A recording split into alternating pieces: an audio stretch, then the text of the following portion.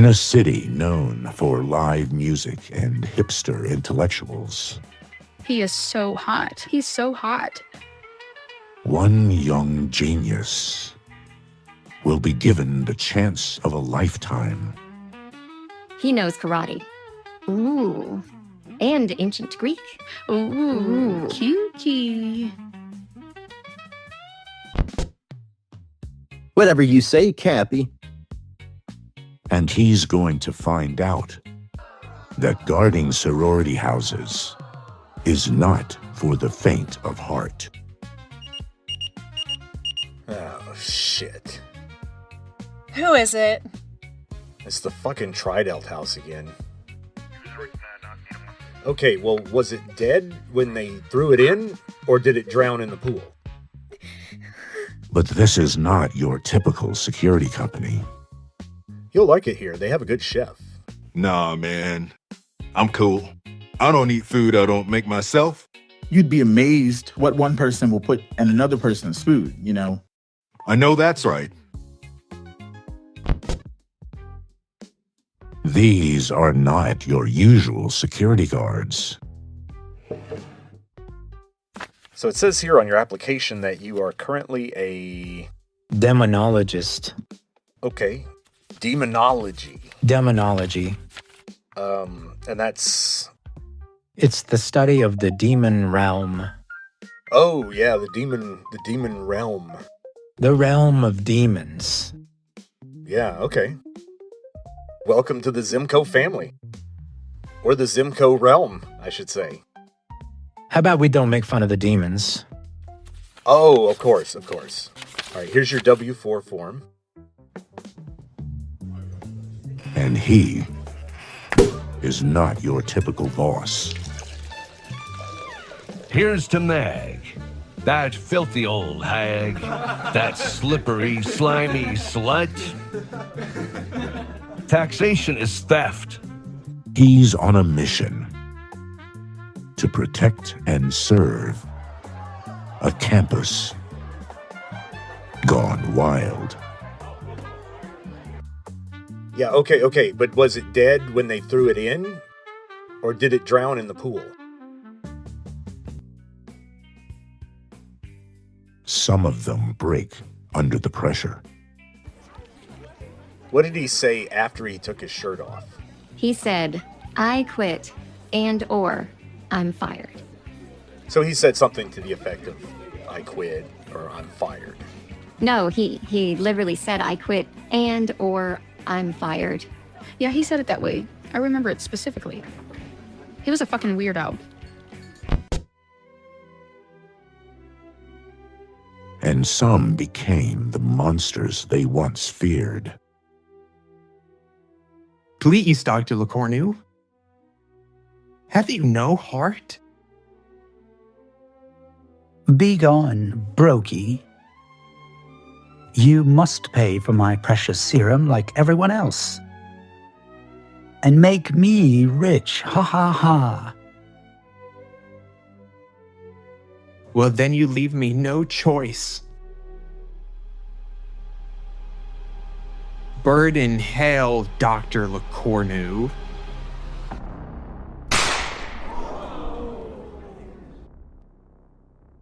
Did he just kill you? I guess so. Nothing can prepare you for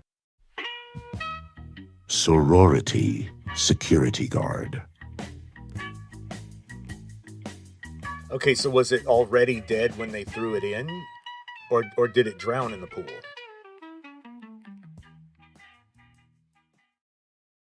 Well, hopefully that makes you want to stay and watch the movie. As the trailer suggested, I was a security guard almost continuously from 1997 to 2003. 6 years, with the exception of that one summer I spent in Italy, covered at length in another series of episodes. I worked for 2 different security companies. The first company I worked for, and my first love in the private security field, was Zimco Security Consultants. And within about a year or 18 months of starting as a guard, I moved up to a supervisor position for Zimco, and then hired on to the next company when Zimco folded, and we'll talk about why that happened.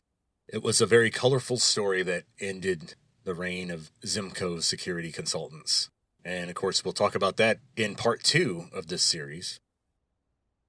Before I start with that fateful day that I walked into Ron's office to apply for a job with Zimco, I should take a moment to set the scene and explain what the context was, what was I doing, when was this, why was I there, and all such as that. When I was a young person, I always enjoyed school, especially in elementary school and middle school. I liked being out of the house. I liked being around other people. I liked learning new things. Of course, as school progressed, I felt like I was learning less and less per minute. So I ended up missing valedictorian at my high school by 1,000th of a grade point. I was okay with that. I figure I didn't deserve to be valedictorian anyway because I didn't work very hard. My senior year, I missed so much school that I had to go spend Saturdays in the library to meet the state attendance requirements. And when I was in school, I was usually in the band hall, practicing Taekwondo sparring or playing Metallica songs on the drum set that my friend Ronnie had set up. The tuition for my first 2 years at UT was paid for by an academic scholarship. However, it didn't quite cover the total amount I needed for the dorm, the meal plan in particular, and books, and things like that. So I stayed behind in Winnie for a year, and I worked 60 hours a week at a local McDonald's to save up the money. Now, I'm fully aware that this is a financial feat that would be nearly impossible now. This is definitely a moment where I am glad that I came of age in an era where a young guy who's just willing to do dirty work and go out there and get tired and maybe even risk some injury. I feel terrible for young people now because I'm not sure how I would have succeeded in this day and age. So that's what I did, and this was 1994, the same year that Pulp Fiction came out. So I started the Plan 2 program in 1995 with a little bit of cash that I had saved up. And Plan 2 is not a normal degree program, so you have to choose a concentration instead of a major because you pretty much have to just do their curriculum and they make you take all kinds of stuff. The first year I concentrated on radio, television, and film. So for a year I was an RTF major and hung out with a lot of wannabe Hollywood types. Back then, of course, everybody wanted to be Quentin Tarantino and Robert Rodriguez. Those were the two hot properties at the time. And of course, Robert Rodriguez had graduated UT Film School, so he was the golden boy. And if that sounds very stereotypical for someone of my age coming to Austin in the mid-90s, well, you're exactly right. I was very typical. Even having come from a cowboy town where bootcut Wranglers and Garth Brooks shirts were all the rage, I showed up, of course, wearing my jeans or my jean shorts, very long jean shorts, my combat boots, and my plaid flannel over a t-shirt, maybe some more plaid flannel on top of that, and then more plaid flannel. And my hair was super long, down between my shoulder blades, trying to evoke a Chris Cornell vibe, I guess. And the dormitory that I worked very hard to pay for was the famous, or infamous, I know it's supposed to be infamous, but I'm a big fan of the Three Amigos, the infamous Jester Dormitory. It's known for being a very minimalist, prison-esque type dorm. Seems to be reserved mainly for freshmen of limited financial means. But they had a decent cafeteria and a good meal plan. I figured that was the main thing I needed. So every day I had the same breakfast, plain bagel, cream cheese, eggs of some kind, hash browns, cranberry juice, coffee with cream. Lots of that. And I never liked sugar in coffee. But when I wasn't in a study room or the communal showers or the laundry room, I was stuck in my tiny dorm room. I've seen larger jail cells than the dorm room I had in Jester. And in Jester, you always had one roommate. And when the beds were pulled out from the walls fully, so that you could actually sleep in them instead of just sitting on them, you could reach out and the two roommates could touch each other's hands from either side of the room. And these are bare, painted cinder block walls and a little window that won't open. So tensions can rise. When you're living in Jester, the identity of your roommate is very important. So, who were my roommates? I had 3 different roommates because I was in Jester for 3 years. I didn't get time off for good behavior.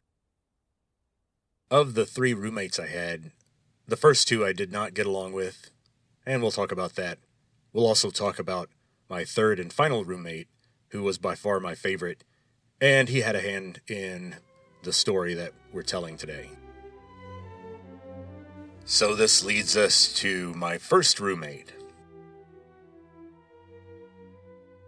In the summer of 1995, I got a letter from Jester Dormitory informing me of who my roommate was going to be for my first year.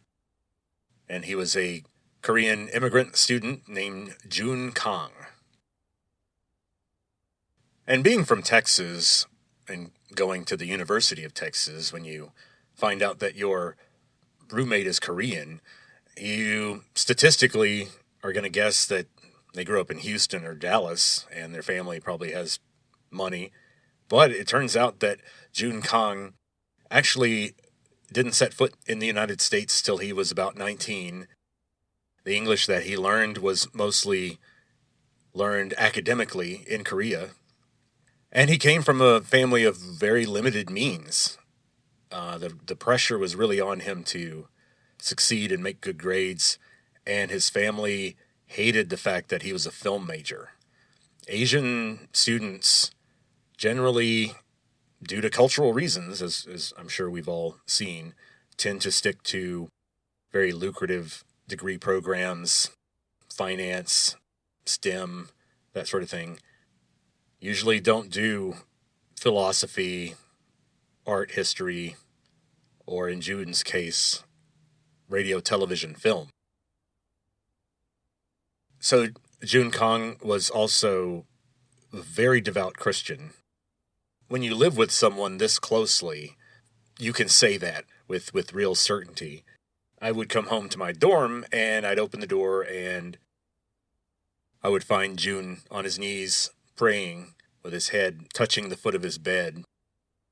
And I want to watch Jerry Springer and reheat a burrito or something, but I sit quietly and read until he's done. He was a respectful guy, too. And let me go ahead and say that we didn't get along day to day, but we respected each other, and I have a lot of affection for this guy. We had our arguments, but he was a very decent person. He really just wanted to learn how to create art that would make people think about the world and each other in more positive ways. It's hard to hate someone for having that goal.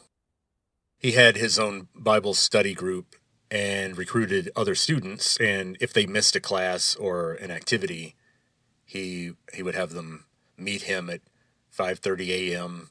at the track to run laps. And he was running with them, right there with them, so he was no hypocrite. He agonized over how to find a girlfriend, and of course for him, the goal was a wife immediately, to have a traditional family. Because Jun's family was conservative by Korean standards. Half of his family was actually from the mountains of North Korea. So, had a bit of a grim, rigid outlook. He was terrified when his parents would call. because they would have questions about his grades and that sort of thing.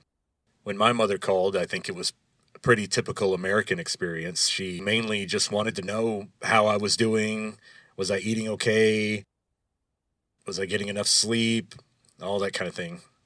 I'm sure she may have wanted to ask me, are you drinking too much? But I wasn't at the time. I had to learn how to study. I didn't know how to really buckle down and force myself to learn something because, the requirements in high school were a little less rigid.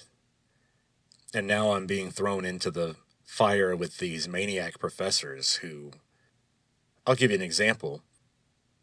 There was a lecture before the midterm, and one of the nervous freshmen in the front row asked for clarification about, what kind of answer did they want to this particular question if it were asked on the final. And the professor looks at them like they're dumb, and in front of the whole class says, I expect brilliance. And if you can't give me that, at least give me competence. And of course, that was annoying then, it's annoying now. That kind of thing will always be annoying. So June was a C.S. Lewis-style Christian, so a very open-minded one.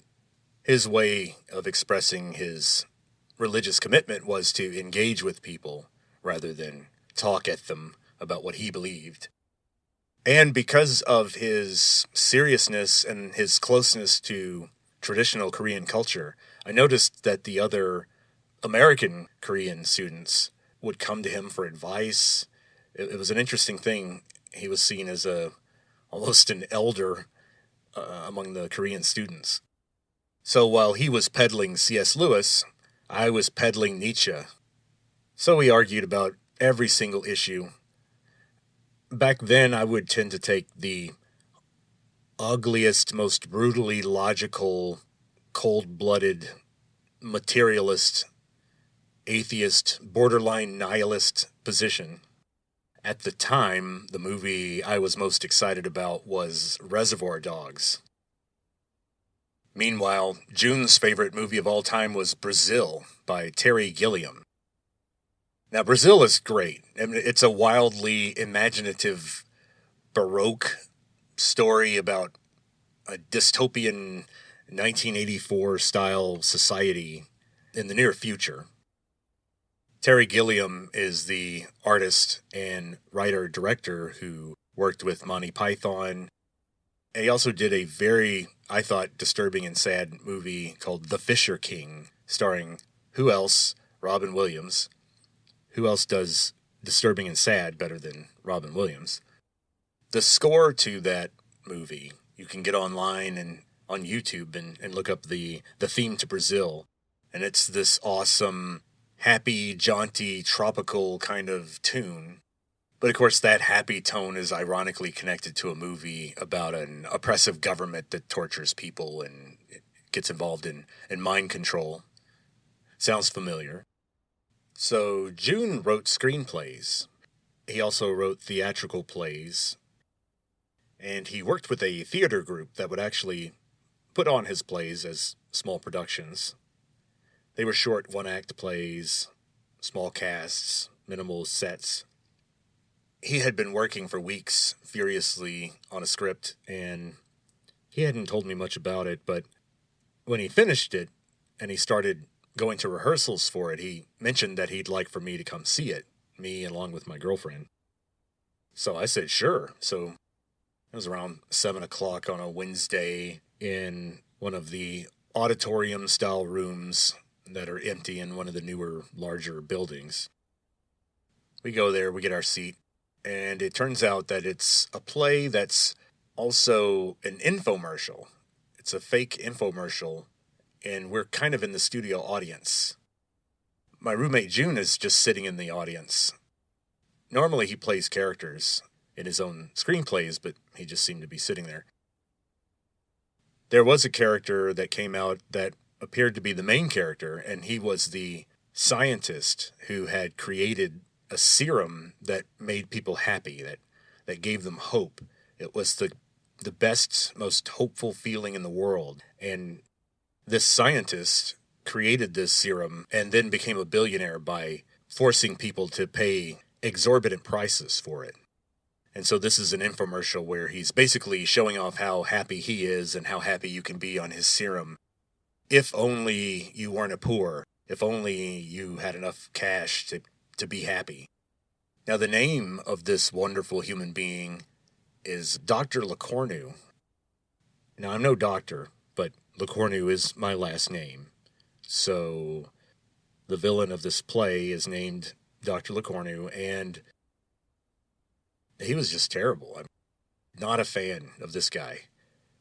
There was sort of an intermission in the show, in the commercial, and June gets up and walks up on the stage and tries to talk to Dr. LeCornu and explain to him that he's just been having a hard time in his life and he needs just a little bit of the serum just to keep him going. He knows he can get a job, he can get back on his feet. He could do without the serum eventually, but he just needs a little bit. Dr. LeCornu, please, if you could just help me out. But of course, Dr. LeCornu is just a complete asshole, and he's not having it. He doesn't give an F.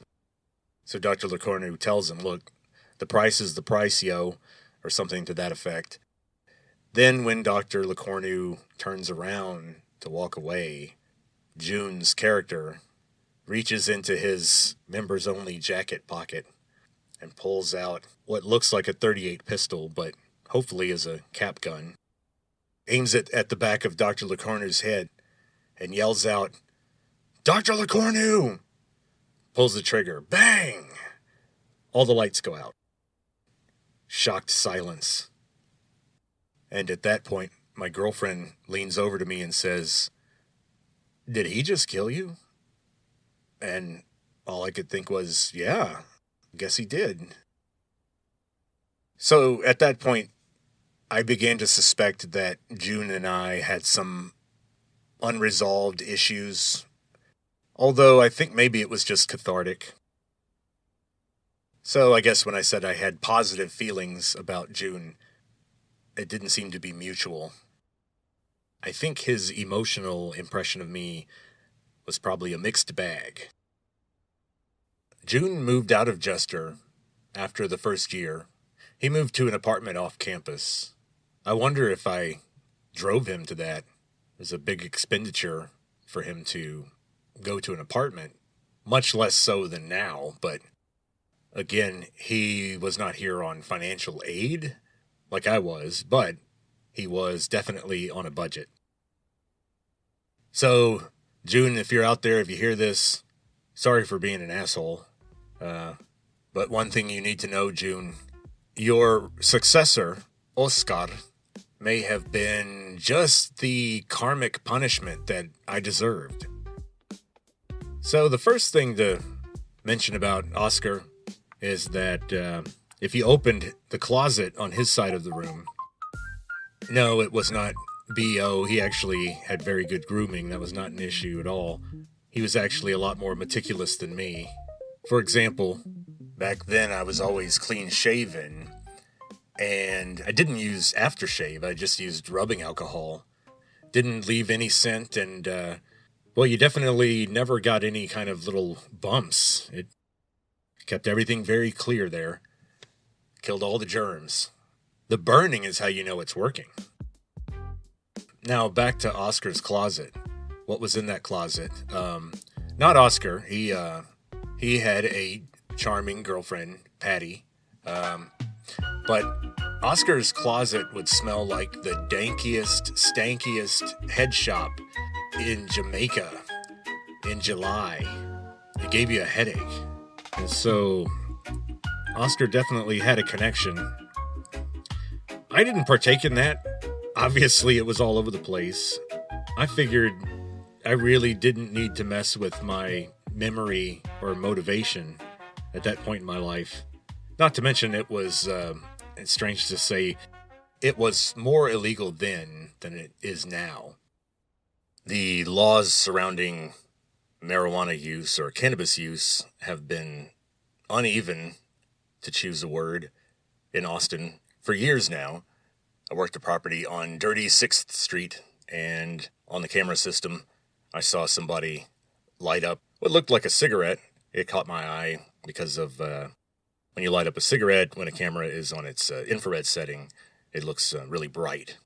And so I noticed that this person was smoking on a back staircase near a rear exit, and it was clear that they thought that they weren't going to be seen. So I watched them, and I noticed that they had a giant bag of something. So I just wanted to go back there and see what was going on. It's not illegal for a person to smoke a cigarette, but if they were sitting on our back steps and they didn't have any business here, then, of course, I'd want to see what was going on. But as soon as I opened the back door, this person looked and saw what vaguely appeared to be a police uniform. Of course, the rent-a-cops, we dress like cops on purpose to trick people into thinking we have actual authority to do anything, but we don't. So this person making that mistake sees the toy badge and the flashlight and the navy polyester and bolts. But unfortunately, he left a giant gallon freezer bag full of pretty dense-looking buds. So here I am in a parking lot on 6th Street with literally a gallon of weed under my arm. And I just happened to see an Austin Police Department cruiser slowing down nearby. So I flagged them down, walk up to the cruiser. They rolled their window down, and I show them the gallon of weed, and I say, somebody dropped this in the parking lot before they ran off. What should I do with this? And both cops in the cruiser looked at me like I was crazy and annoying. And one of them said, I don't know. What do you want us to do about it? And then they rolled their windows up and drove off. So given a lot of the legal and policy-based risks involved with this situation, I did what seems wasteful but was probably prudent, and I just threw it in the dumpster. I'm not going to... There's no locker that I can catalog it in back at the precinct. Well, my roommate Oscar was definitely up on all the cannabis laws in the state at the time. He was a pre-law student, after all. His goal was to become a civil rights attorney and fight the government. I looked him up years after graduating, and he actually did do that, so more power to him. He's definitely a poster child for heavy cannabis use not destroying your academic career, because I figure his grades were probably a little better than mine, actually. Oscar was also a card-carrying communist. Next time you think somebody, is a Marxist or leans left, yeah, I got you beat. I lived with someone who paid dues and had met with the local campus Bolsheviks from time to time. He was very, very much into counterculture on everything. Anything rogue or artistic or anything that challenged the system. And my thought was constantly when I talked to him was, dude, we are the system. What are you talking about? Yeah, we're at the bottom of it, but we're here at a major university. You're working on a law degree, and you're saying that we're rebels outside the system? Whatever. We went out to a few things. He and his girlfriend and me and my girlfriend went to see a few folk musicians that he clued me into. I never got into folk music. In fact, at the time, I had definitely wandered into more classic rock or punk, and not just grunge, not just Nirvana like I was in high school. I do credit him with cluing me into and having me watch a few movies by a Chilean director named Alejandro Jodorowsky. He was born and raised in Chile, but he's of Jewish European ancestry. He made a movie called El Topo, which was very famous. They are famously non-linear artistic films that don't make a lot of literal sense and are very critical of any kind of structures in society. And of course that was right up Oscar's alley. I would say the most interesting night that I had, thanks to Oscar, was one time we went to a tiny theater on campus late at night to watch a projection of an original print of Ralph Bakshi's Fritz the Cat.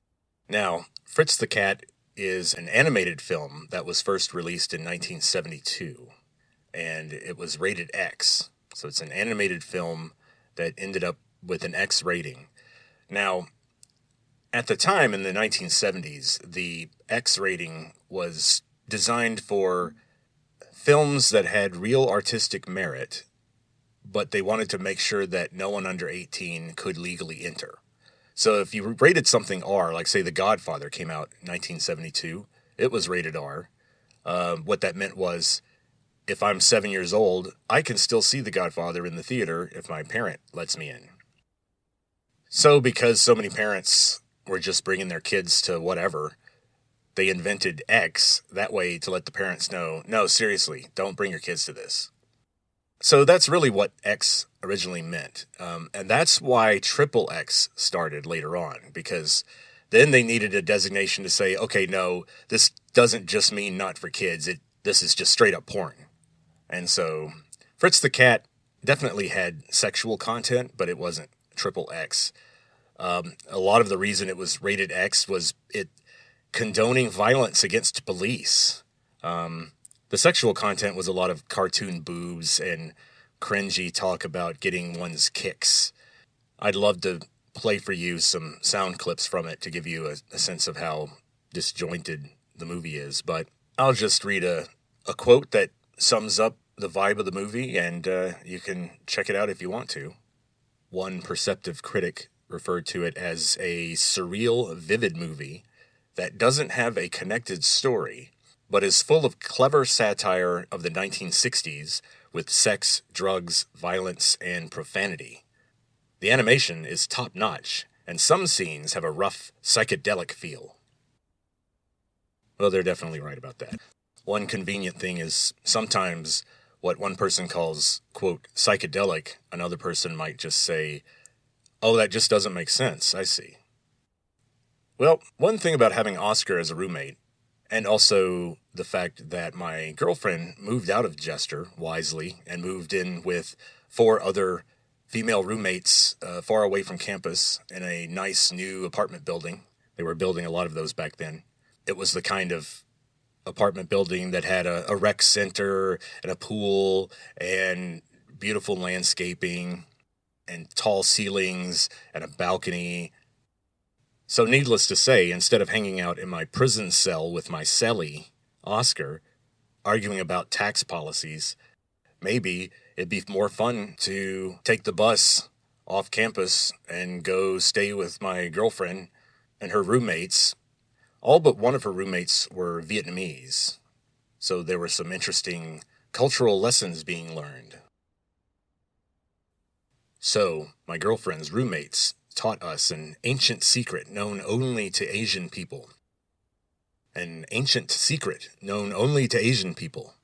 They told us that when you go to parties with Asian students, you can tell how lit the party is by how red everyone's face is.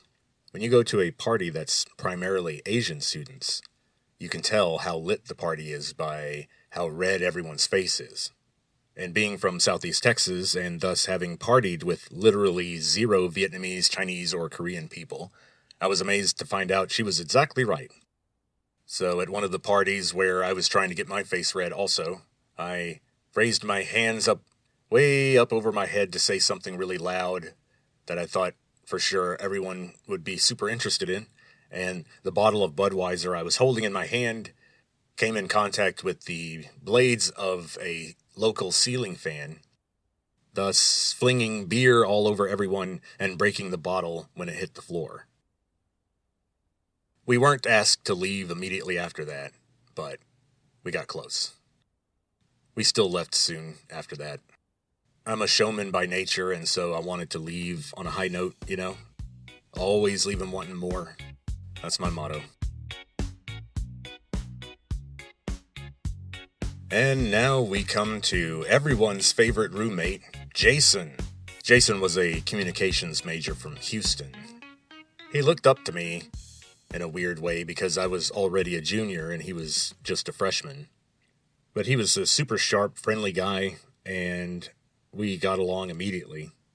I saw him as a kind of breath of fresh air because he's coming in from Houston, from clearly a very contemporary, connected, pro-social scene. And so at that point, I was very much walled into campus culture and going to these little debates and strange hole-in-the-wall clubs, and I had completely become disconnected from real life. And Jason was full of real life. That's what I liked about him. He was about 6'3", and he was a bodybuilder. He worked out twice a day, 6 days a week, and he ate 6 times a day. His goal was 8,000 calories a day. He had just arrived in Austin before moving in, and somehow he already had a girlfriend whose parents were from Romania. Everyone just automatically assumed she was a model.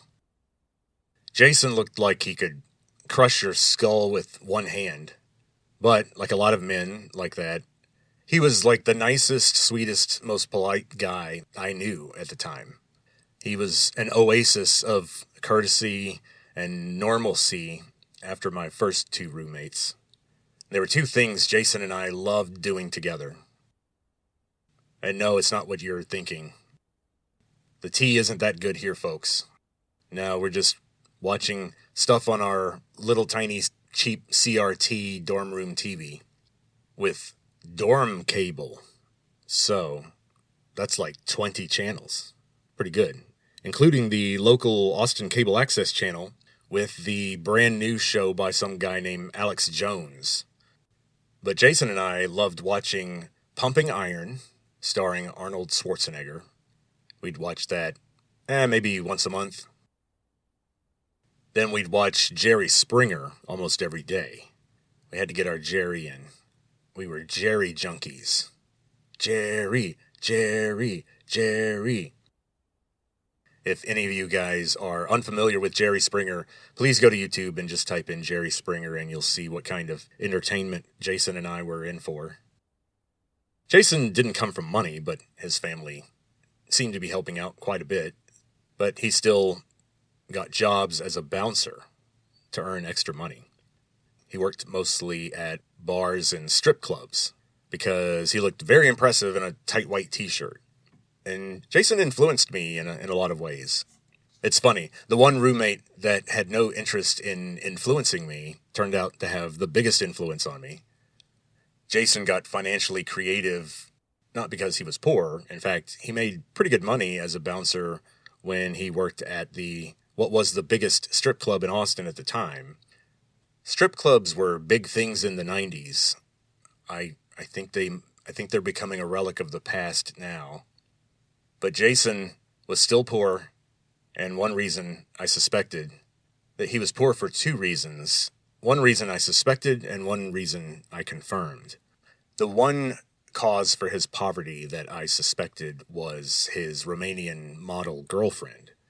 I think just keeping up with her and going out with her kept his wallet empty. And then the other thing that was draining his bank account was his bodybuilding addiction. In other words, food.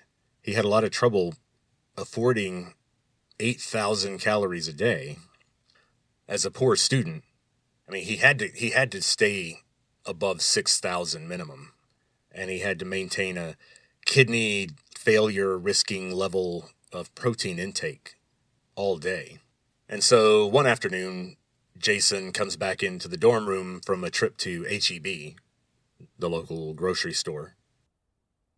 So here Jason is with a few things he could afford in 2 big bags.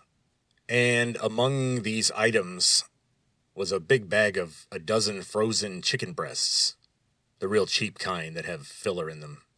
Jason just needed digestible protein, that's it. And a big bottle of Hershey's chocolate syrup. So I'm sitting there on my dorm futon on my side of the room, and I see him take 6 of these chicken breasts from the bag and put them on a plate and then put them in the microwave. He heats them up. Then he picks up our one shared knife from the floor and chops up the chicken into little pieces. And then, you guessed it, there's no Shyamalan-style twist here, folks. He poured that chocolate sauce right over the chicken breasts. So we start watching Jerry Springer. And meanwhile, by the way, there is a 99% chance that I had some kind of final the next morning or a paper I hadn't even started, but I'm not going to miss Jerry Springer. And remember, we have a VHS player that doesn't record, and we just have those few dorm cable channels, so while we're watching Jerry Springer, I look over and I see Jason eating this big pile of chunky gray slop. And I'm thinking to myself, that's fucking awesome. So I started working out with Jason, not 6 days a week. My academic requirements had me in the library till 4 a.m. routinely trying to get reading done. The amount of reading that was required was absurd, just impossible. And back then, everything was on paper. When you did research, you were in the stacks, meaning in the musty old giant rooms full of old books. You were hoping that no one had raided that section of the best books for the research project that had been assigned in some big class, with 70 students trying to research the same obscure subject all at the same time, and there's no internet. So I worked out with Jason about 3 times a week, and only once a day.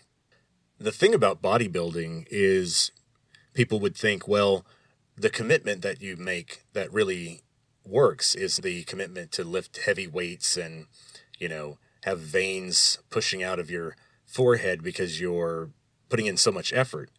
It's really all about just sleep and nutrition, because if you go in there, put in a huge amount of effort, tear your muscles up, but you don't do the proper follow through, then you'll never get the size that Jason was looking for. And he had a tailor's measurement tape that he would wrap around his biceps or his thighs occasionally to track his progress in a little notepad that he kept.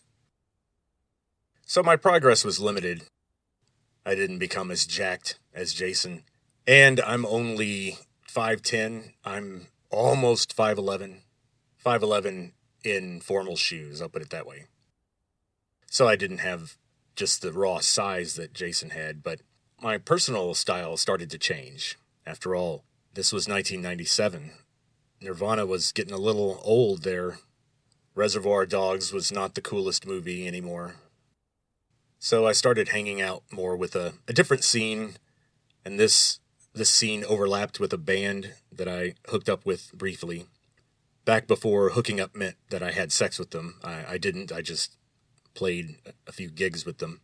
This was 1997, so hooked up didn't have a sexual connotation at the time.